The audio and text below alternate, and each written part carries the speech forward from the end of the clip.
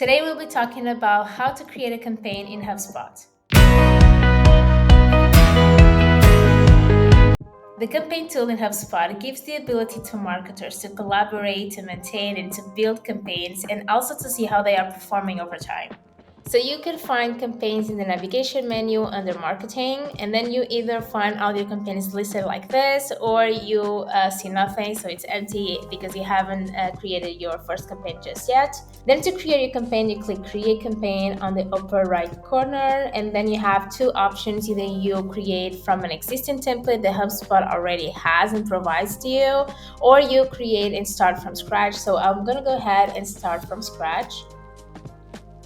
And then I can name my campaign. So ideally you would have to stick to one naming convention. You can have like campaign name or channel. You can also add a brand in case your business has more than one business unit. So whatever it is, just make sure you and your team stick to it. Then you can also set up a color for your campaign. I mean, I do this often based on the status of my campaign, or you can also categorize if it's like a white paper campaign, or you can also even categorize in terms of content type or funnel, if it's kind of a awareness type of campaign or consideration or conversion. So whatever it is, this can be easy as long as everyone knows exactly what these colors mean for sure.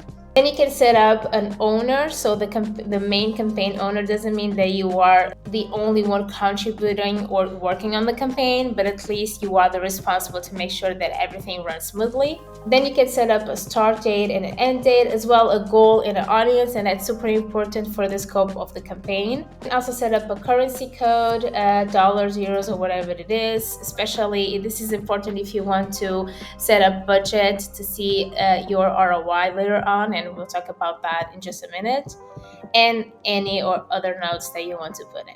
All right, so once you create the campaign, you will have something like this. Everything that you just set up in the campaign creation will be here on the left side, and then you have the assets here as well. So you can add to your campaign any type of assets inside HubSpot. You can do call to actions, blog posts, CTAs, forms, landing pages, emails, ads. And you can either add the assets all together in the campaign, or you can as well assign a specific campaign inside the asset.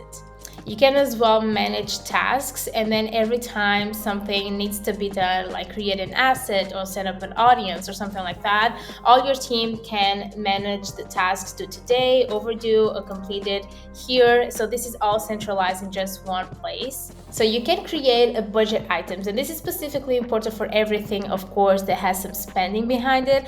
For instance, you can associate ad campaigns with a certain type of budget. And then you can as well create a spend item to see and to track all of your costs and see if you had a positive or negative ROI. So here as well, you have an activity feed to see what kind of changes were made within the campaign assets. When it comes to report, you can really have an overview and a detailed overview about how the campaign was performing. So you can see sessions, new contacts created, the contacts which were influenced by this campaign. And here you have all the assets that you assigned to this campaign. And then if you open one of them, for instance, emails, you can even go into more detail and actually compare the assets and the emails and see specific metrics and how they perform. For instance, open rate, click-through rate. And this is specifically important. So in this specific example, this is a white paper campaign, but if we're talking about nurtures, for instance, it's really important to have this comparison so we see what kind of email is performing better across the nurture program.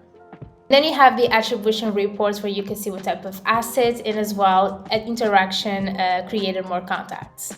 Another cool thing is that once you have, for instance, an email assigned to a specific campaign, all the links within that email will have auto-generated UTM parameters. So you don't have to create specific and manual links to add to the call to actions, because that will be already auto-generated by HubSpot, and the UTM campaign parameter will have the naming of the campaign itself. For instance, if I click here, I can see here the UTM campaign is the name of the campaign that I chose for this specific campaign. And then you can really see if those links and those conversions originated from this campaign, which is super cool in terms of tracking.